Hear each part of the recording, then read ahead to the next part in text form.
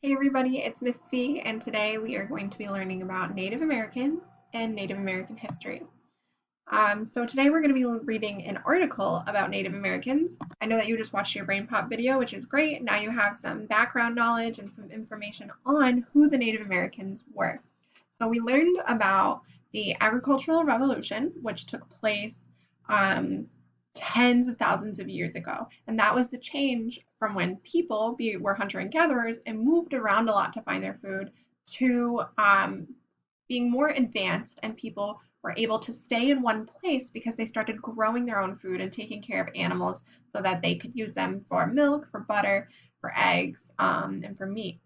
That allowed people to stay in one place, and that was called the Agricultural Revolution. Then we learned about feudalism in medieval times, and that was when people lived in societies where there was a structure, a social structure, or a government structure of kings and then lords who owned land that was given to them from the kings, and then the lords or nobles gave away pieces of their land to vassals and serfs who they were poorer, they were lower in the social class structure, and they worked for those lords and those nobles, and they provided them with taxes in the form of crops that they would grow or livestock that they would take care of so that they could keep that land. And in turn, the nobles or the lords provided them protection and continue to provide them with that little bit of land.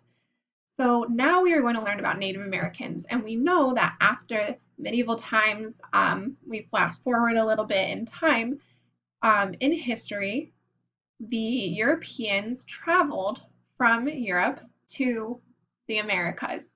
So on the Americas were Native people who lived there, who had always lived there, and we're going to learn the history of who those Native American people were. So let's begin reading. Many thousands of years ago, late in the Ice Age, humans journeyed across the Bering Land Bridge from Asia into Alaska. Their descendants explored along the west coast of North America. As early as 1000 BC, they had covered nearly the entire continent. It is not known where the first people arrived in the Americas. Some archaeologists, scientists who study the remains of past human lives, believe it might have been about 12,000 BC. Over thousands of years, as they migrated across the continents, American Indians have developed a wide range of languages, customs, and civilizations. There are as many different tribal nations in the Americas as there are nations in Europe, Asia, or Africa, and there is as much variation among them. 10,000 years ago, when the Ice Age ended, changes in climate and increasing populations inspired some Native American tribes to experiment with growing different crops. Some became highly skilled farmers. As early as about 5,500 BC, or we could say 5,500 BC, tribes in Mexico cultivated corn and squash. They raised turkeys, llamas, and guinea pigs for food, and they hunted deer and bison. They regularly burned off patches of land to keep it in pasture, so that animals would come to graze. Many tribes on the coast hunted sea mammals from boats and caught fish using a variety of efficient methods. After 2000 BC, some Native Americans developed states, each governing thousands of people. They established extensive trade routes across the continents, and they used cargo rafts and other boats to ship their goods from one trading point to another in South America. Llamas provided transportation on land. From the present-day region of the Midwestern United States to southern Peru and South America, centers of government were marked by enormous mounds of earth. Most of these mounds were flat on top, with palaces and temples built on them. Some were burial sites of honored leaders. American Indian cities were as big as the cities in Europe and Asia at that time. Their fine architecture is still greatly admired. European invasions of Americas began with Columbus's voyage to the New World in 1492. The Europeans brought diseases with them, including smallpox and measles.